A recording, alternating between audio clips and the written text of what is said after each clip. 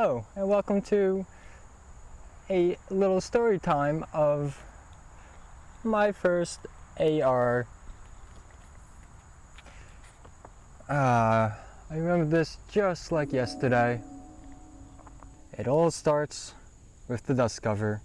The very first gun part I ever bought was the dust cover. That's where it all started. I've always wanted to make a gun.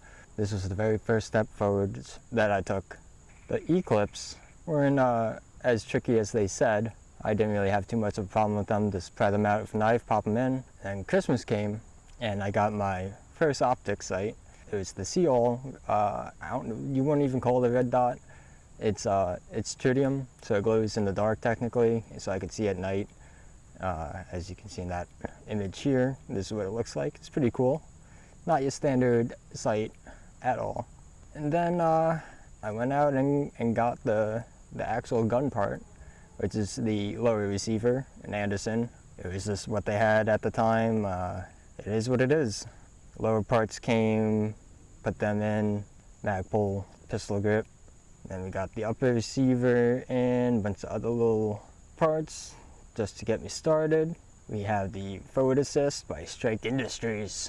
A couple months later, found a really good deal on a 50-round magazine by Torque. Here it is compared to my forearm, the size of it. It's pretty massive. But haven't had any issues with it so far.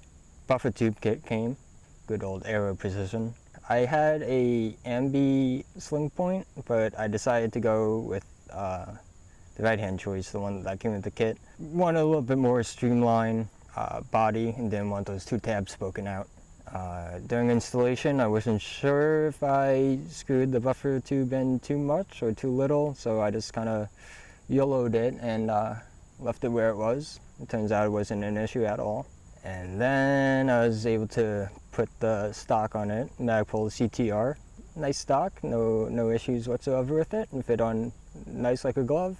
And then did a couple of freelance graphic design projects and made some extra cash, and I spent it on gun parts, enough to finish up the build.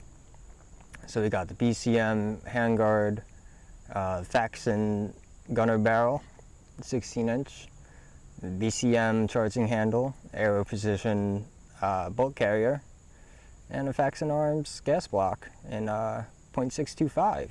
The handguard's pretty light.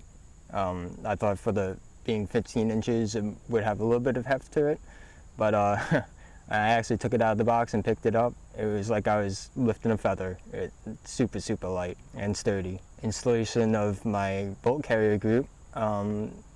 Being this was my first AR, I didn't know where that pin should be. Out of the box, it came like halfway, so I decided to reset it. Once I figured it out, it wasn't an issue at all. And here we go, almost all done. Actually, more like 80%, because I didn't have the muzzle device at this time. But we gave it a little trial run. I wasn't sure, it was my first AR, so I haven't never manufactured, or not manufactured, but put together, a firearm. I wanted to make sure it wasn't going to blow up in my hand. Put it behind a tree and attached a piece of string to it and let it rip. It was all in one piece. Here we are giving it some test fire for the very first time. Popping its cherry, being that it has no muzzle device at this time. All you saw was a giant fireball poof right out the end. It was pretty funny.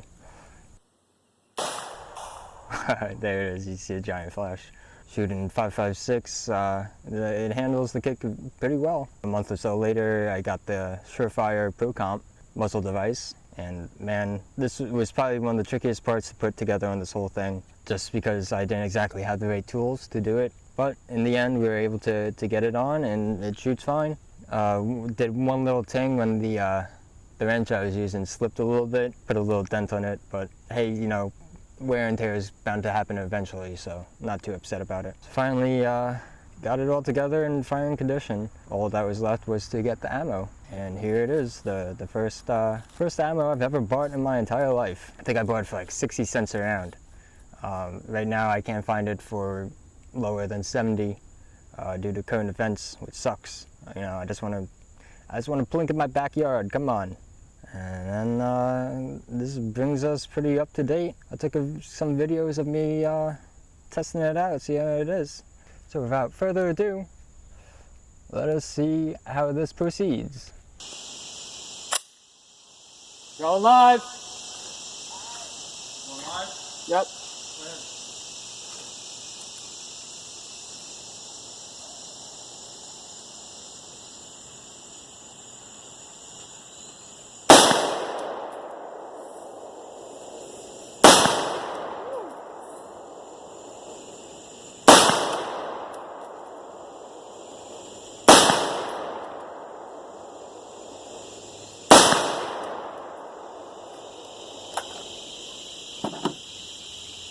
That was a 5-rounder.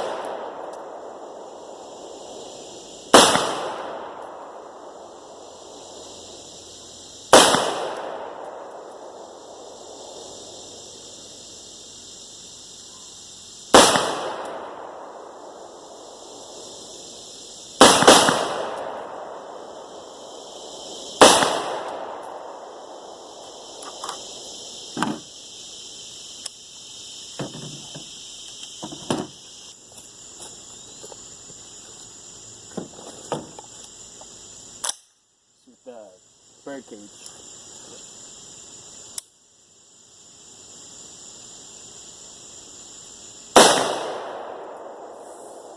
There's like none.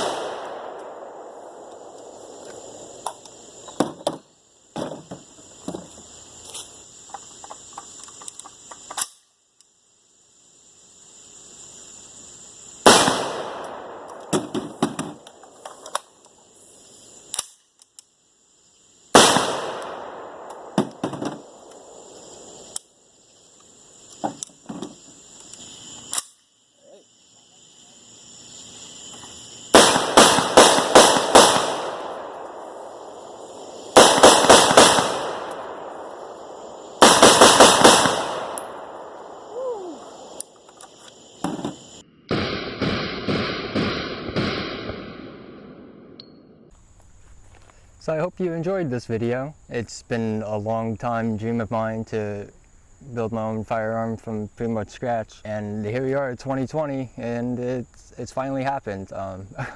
All that's left to do is to reorder my EOTech that got cancelled because they ran out of stock, and eventually get a 3x magnifier down the road too. Let me know how you like this video. If you want to see me do some more real steel videos, reviews or whatever, let me know, down in the good little comment section. And if you haven't already, feel free to like and subscribe to see more of my content. Until next time, peace!